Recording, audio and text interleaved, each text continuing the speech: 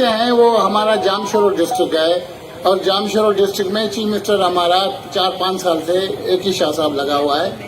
کہاں سے کام کرتا ہے، کہاں ڈیولپ کرتا ہے، خدا بہتر جانتا ہے. تھر کو بھی ارباب صاحب نے سنوارا تھا، اس کے بعد آج تھر میں ایک اٹلی لگی ہے. نوکریوں کے حوالے سے ہمارے پاس یہاں ہر چیز موجود ہے، اللہ کے فضل سے ہے. پاور ہاؤس ہمارے پاس موجود ہے، لاکھڑا پاور ہاؤس ہمارے پاس موجود ہے، انڈسٹری زون ہمارے پاس موجود ہے، میران یونیورسٹیاں، ہر چیز موجود ہے.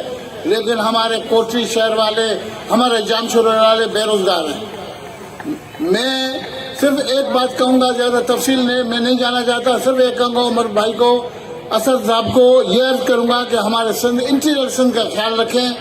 انٹیریئر سندھ میں جو ہے ڈیولپمنٹ کرائیں آپ ہمیں، تاکہ ہم ان ظالموں سے فیس کر سکیں، ان ظالموں کو منہ دے سکیں.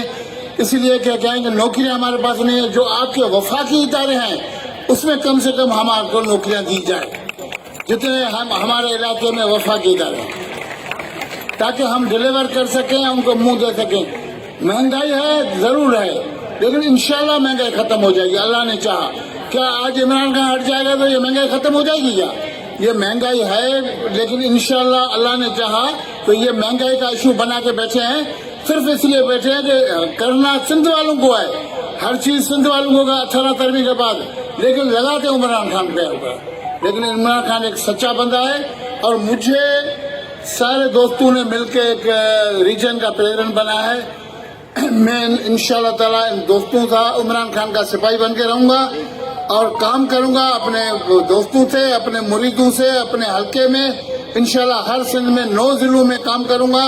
9 ضلعوں کو انشاءاللہ پی ٹی آئی کا گڑھ بنائیں گے، پی ٹی آئی کا گڑھ بنائیں گے، ان سے مقابلہ کریں گے. یہ 14 سال یہ لوگ رہے ہیں، ابھی باقی 4 سال بھی رہیں گے تو سندھ تباہ ہو جائے گی. یہ آپ کو میں بتاتا ہوں، پیپلز پارٹی ہماری دشمن ہے، پیپلز پارٹی ہماری سجن نہیں ہے.